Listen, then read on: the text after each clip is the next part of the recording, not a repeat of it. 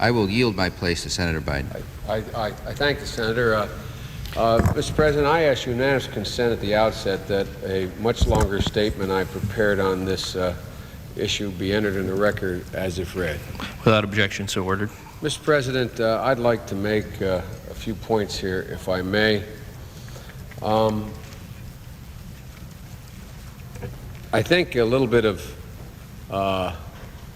history is immediate past history is important for us to recall here.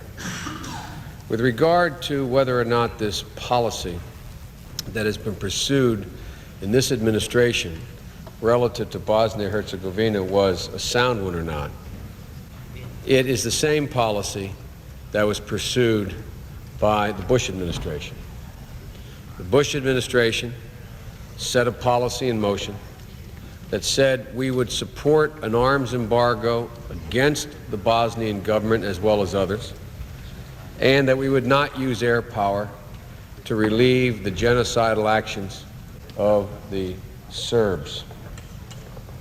To my great disappointment, although there were faint efforts to change that policy by attempting to convince our allies to lift the embargo, truth of the matter was this administration did not change the position. Some of us, as long ago as the last 4 months of the Bush administration, argued loudly, if not persuasively, that the Bush policy was an incorrect policy, argued that we should lift the arms embargo, and in addition to that, that we should supply weapons to the Bosnian government, which at that time was a multi-ethnic government made up of a council of presidents, roughly divided a third, and a third between Muslims, Croats, and Serbs within Bosnia.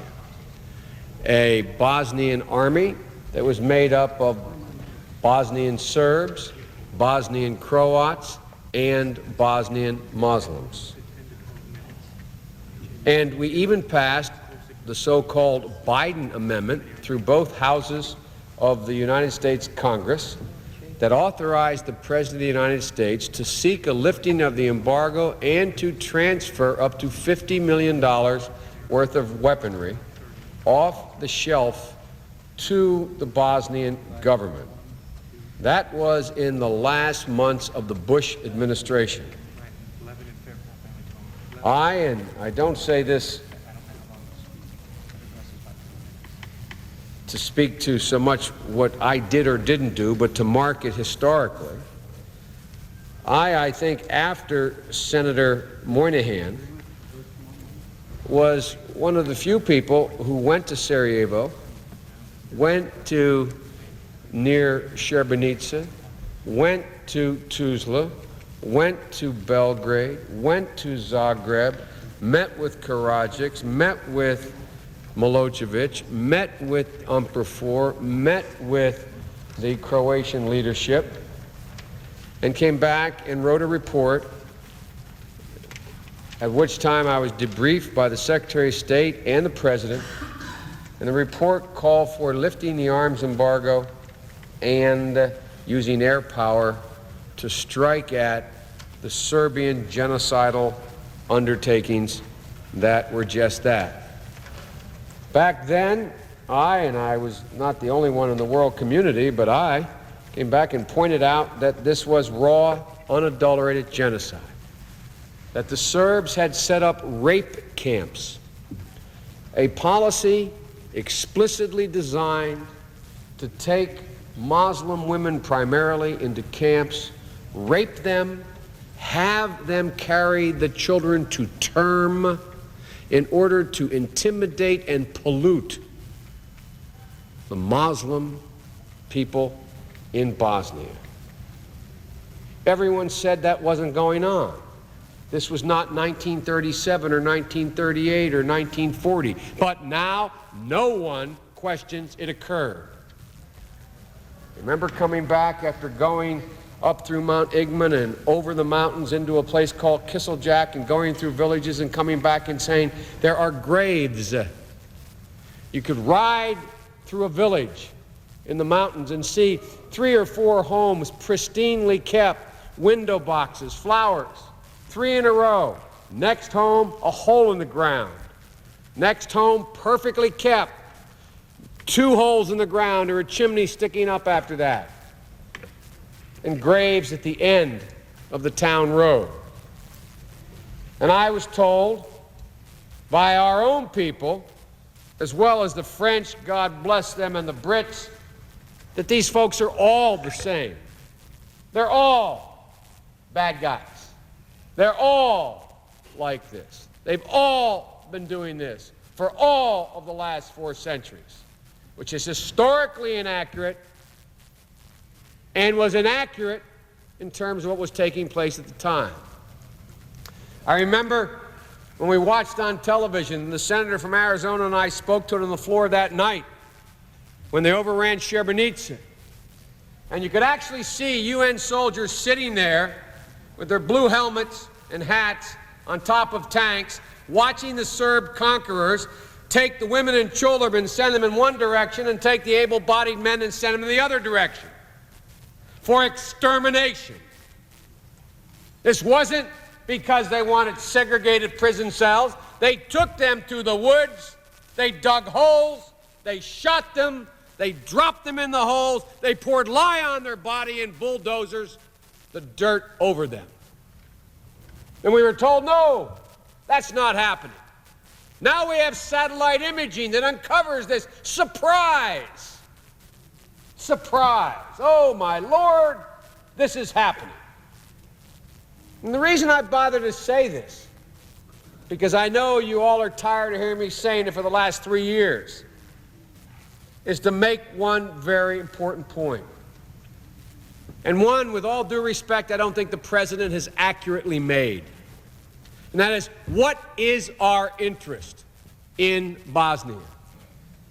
Is there a vital interest? Is there an interest?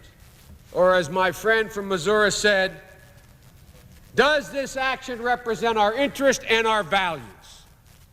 Well, if this does not represent our interest and our values, then nothing that has happened since the end of World War II represents our values. How many in this chamber, like me, have gone to Holocaust memorial events and heard the refrain, never again, never again? On the same continent, in the same proximity, to the same death camps, it is happening again and happened again. But this time it was not Jews, it was primarily Muslims. In 1935 and 37 and 39 and 41 and 43, had it been Catholics like me or Protestants like many in here who are being taken to death camps, the world would have risen up years earlier. But it was not. It was Jews. And we all turned a blind eye as a world. I respectfully suggest, were it not Muslims this time who were in the rape camps, were it not Muslims who were being exterminated, who were part of this new phrase. I wonder how many of us ever thought, as students of World War II or as participants in World War II, that we would ever serve in the Senate and hear the phrase openly used by one party in a conflict, and the phrase being ethnic cleansing. Ethnic cleansing. Isn't that an antiseptic term? And notwithstanding the fact only the Serbs used the phrase, I kept hearing on this floor that they're all the same. They're all the same. There have been atrocities committed by Muslims and by Croats, but they have not set up rape camps. They have not set up death camps. They have not mass murder as part of a coherent plan of people based upon their ethnicity and their religion. That's called genocide. Genocide. That's what it is. And now, even in our move to state what our vital interest is, this administration and others who support it are afraid to use the word. We're told we're not taking sides. I'm here to take sides. Mladic is a war criminal, the leader of the Bosnian Serbs. He is no better than Himmler. He is no better than Goebbels. He is a war criminal.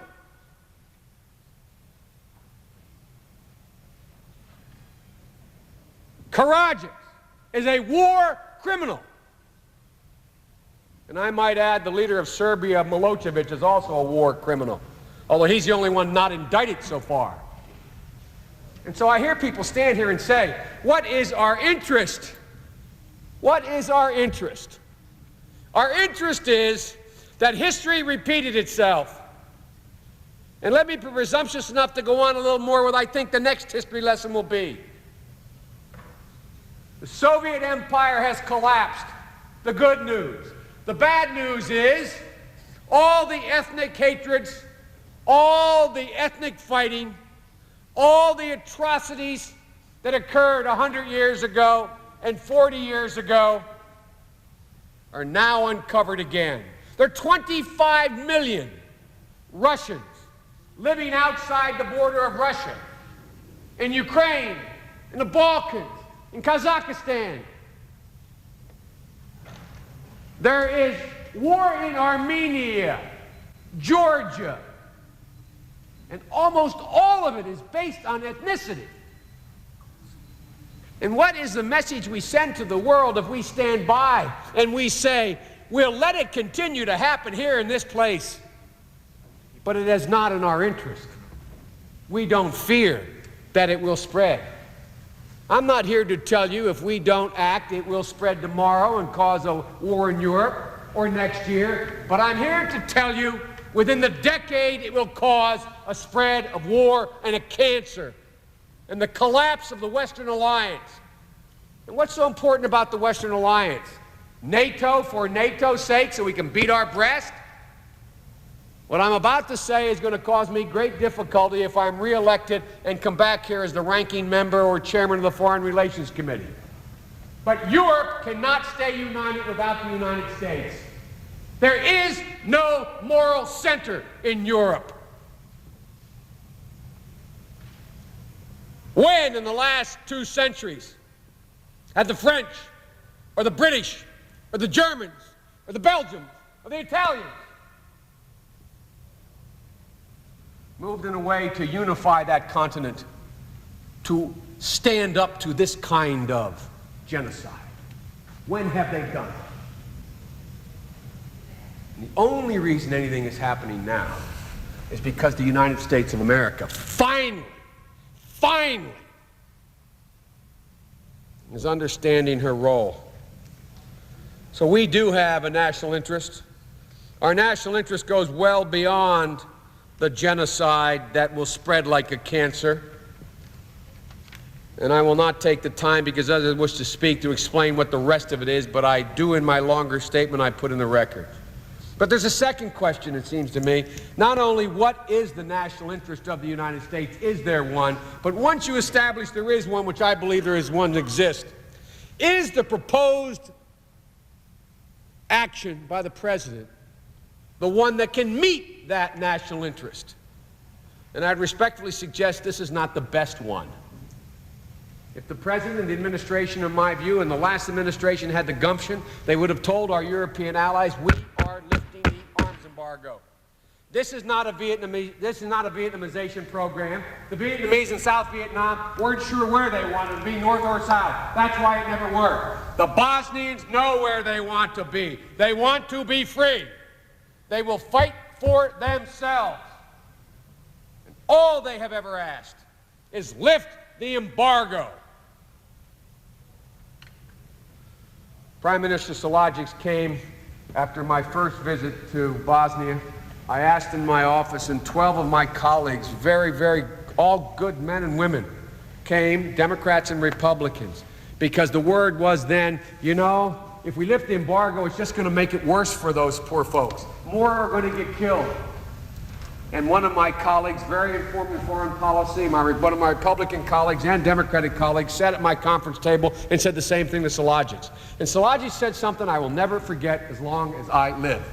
He looked at this senator and he said, "Senator, at least do me the honor and the privilege of choosing how to die. Senator, do not send me food to fatten me and my family in the winter, only to be assured that I will be killed with a full stomach. Give me a weapon. Let me defend myself, and have the good grace to let me choose how to die." He then went on to add, "I'm not asking for you to send a single American troop. I'm not asking for you to send a single American. Just asking you to lift this immoral embargo." Well, that's what should have been done. Because the only time, as a student of history of the Balkans, and I suspect I have read as much as almost anybody in here, at least I've tried my best. I've gone there twice. I've spoken with everyone that I could speak to. The last two Balkan wars, the only time they end is when all parties conclude they cannot achieve any more on the ground than they can at the peace table. But events have overtaken us, and the event that has overtaken us is called Dayton. And one of the things that bothers me most, I say to my friends here in the Senate, both men of experience, is the part I don't like about being senator is when presidents don't get it right, we don't get to make the best choice. We get to choose among bad choices. And it's that old thing about the Hobson's choice. Two bad choices, no choice at all. The best choice would be lift the embargo, provide air cover while it's being done, and let the Bosnian government establish itself, because Serbia has already lost. Milosevic has no interest in continuing because he's a pariah in the Western community. Have the War Crimes Tribunal go forward and let it be settled. But we didn't do that. We have one of two choices now. One, we participate with a better than even chance. We provide enough time for the Bosnian government to get the physical wherewithal and economic strength to defend themselves, and then we leave. Or we don't participate at all, which means nothing happens because the Europeans have no center on this issue. Nothing will happen except the embargo will be on, the genocide will continue, our interest will be badly damaged, the cancer will spread, and my son may not go to Bosnia today, but he may be in Eastern Germany in 8 years. My grandchild may not be in Bosnia today, but they will be in Europe fighting a war 15 years from now. And so, given the choices, I support this resolution. I support it because we do have a vital national interest, and we do have a moral rationale for our engagement. And let me conclude, because others are waiting, by saying the following.